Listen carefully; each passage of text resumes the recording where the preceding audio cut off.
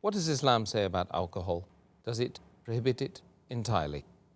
Allah says in the Quran, in Surah Maida, chapter number 5, verse number 90, Ya ayyuhallazina amanu, O you believe, innamal khamru wal maisuru, most certainly intoxicants and gambling, wal ansabu wal azlamu, dedication of stones, divination of arrows, rishthum min amali shaitan, these are Satan's handiwork.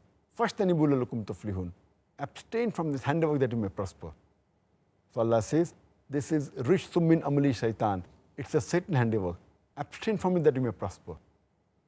And Imam Adhabi, in his list of al-Qabair, the 70 major sins, he puts having alcohol, intoxicants, khamar, having wine, number 19 in the list.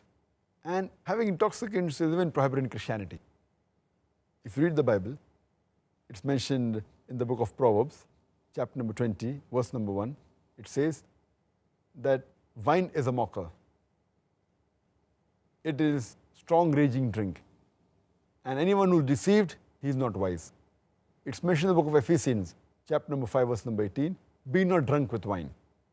But unfortunately, we find that none of the Christians and the Jews, they follow the advice given in the Bible, unfortunately. And what is the logic, the reason that Islam has prohibited alcohol? Normally in a human being, there is an inhibitory center. This inhibitory center, it prevents a human being from doing things which are illogical and not correct. For example, if a person wants to go to the call of nature, the inhibitory center will say that don't do it in a public place, go to the toilet. Inhibitory center is working. An inhibitory center, when a person speaks to the parents, tells that don't be disrespectful to parents, don't use foul language. So this is the work of an inhibitory center. When a person is intoxicated, when a person has intoxication, has wine, has alcohol, the inhibitory center is inhibited. And he doesn't know what he's speaking, therefore you find many of them, they start cursing, they start doing verbal abuse, you find them saying obscene things, you may find them that they urinate in their own clothes. So this is because the inhibitory center is inhibited. And if we analyze that alcohol is responsible for many crimes that take place. According to the US Department of Justice, 1996, every day in the year 1996, 2,713 cases of rape took place.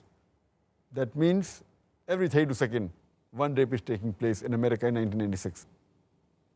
And the report says that majority of the people who committed rape, they were intoxicated. Furthermore, according to American statistics, it says that 8% of the Americans, they indulge in incest, having intercourse with a close relative. And it says that every 12th person you come across in America, they're doing incest. And majority of them, they're in a state of intoxication when they do incest. So we realize that alcoholism, besides being bad for the health, it's a cause for many diseases and health-wise, and even it's a cause for AIDS, which has recently cropped up. And there are many people who say that I am a social drinker and I have only one peg, I don't get intoxicated. When you interview the alcoholics, all of them, when we ask them, they will say that initially they were social drinkers. No alcoholic starts to drink because he wants to become alcoholic. All of them are social drinkers, and later on they become alcoholics. And if you meet any social drinker who has been drinking for a couple of years, you ask him that how many times he's been intoxicated. And there will be several times that he's been intoxicated with all the power that he has. And once a person is intoxicated, and if he commits a sin like rape, like incest, it's an unforgivable sin and irreversible damage done. And we realize that that's the reason our beloved Prophet Muhammad mentioned in Ibn Majah, volume number 3, Book of Intoxicants, chapter number 30, hadith number 3371. The beloved Prophet said that intoxication, alcohol, is the mother of all evils. Alcohol is the mother of all evils. And it further mentioned in Ibn Majah, volume number 3, Book of Intoxicants, chapter number 30, hadith number 3392. The beloved Prophet said that anything which intoxicates in large quantity is even prohibited in small quantity. No excuse for nip or a tot. You can't say that I'll take a peg, Whatever intoxicates in large quantity is in prohibited in small quantity. And the beloved Prophet, he has cursed 10 categories of people who indulge in alcohol. It's mentioned in Ibn Majah, volume number 3, Book of Intoxicants, chapter number 30, hadith number 3380. The beloved Prophet said, 10 categories of people who indulge in alcohol are cursed. The one who distills it, the one for whom it is distilled, the one who drinks it, the one who transports it, the one for whom it is bought, the one who sells it, the one who serves it, the one who utilizes the earnings from the sale of alcohol, the one who buys it, the one who buys it for somebody else. So all these 10 categories of people, they are cursed by Allah subhanahu wa ta'ala. And there are various different diseases that a person can acquire when he has alcohol. And today, alcohol is one of the major causes for the maximum number of deaths in the world. And today science tells us, and many people are aware of it, that the various diseases a person can have. The most common is cirrhosis of liver. If a person is alcoholic, he has high chances of having cirrhosis of liver. He can have cancer of the esophagus, cancer of the head and neck, cancer of the bowel, cancer of the liver. He can have gastritis, he can have esophagitis, pancreatitis, hepatitis.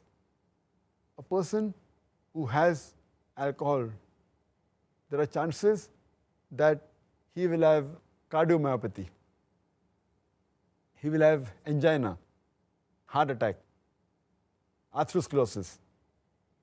He can have strokes, apoplexy, fits. A person who has alcohol regularly, there are high chances that the person, he can have cortical neuropathy, cerebral neuropathy, he can have peripheral neuroma. There are various diseases that a person can have due to the consumption of alcohol. Diseases such as Wernicke-Korsakoff syndrome, that involves amnesia of the recent memory and retention of the old memory. It's due to thiamine deficiency. A person who has alcohol, he can have delirium tremens, which is associated with alcohol. A person can have pellagra and he can have skin diseases. A person who takes alcohol regularly, there are high chances that he can have endocrine disorders like mixed edema, like hypothyroidism. He can have hematological disorders like microcytic anemia. He can have jaundice. He can have thrombocytopenia. He can have platelet disorders. A person who has alcohol, there are chances that the common drugs like metronidazole, flagyl, they can create a problem for a person who has alcohol regularly. A person who has alcohol regularly, he can have infections because the immunity system is decreased.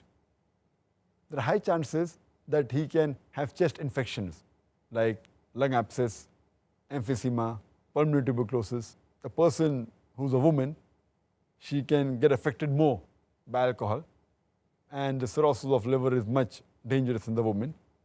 If she's pregnant, she can have the alcohol fetal syndrome. There can be skin disorders like alopecia. There can be nail dystrophy. There can be angular stomatitis. You can keep on listing the diseases for hours together only because of the consumption of alcohol. But nowadays my colleagues, the medical doctors, they say that alcoholism is a disease. They try to pacify that don't be rude to the alcoholic, no, don't blame him. Alcoholism is a disease.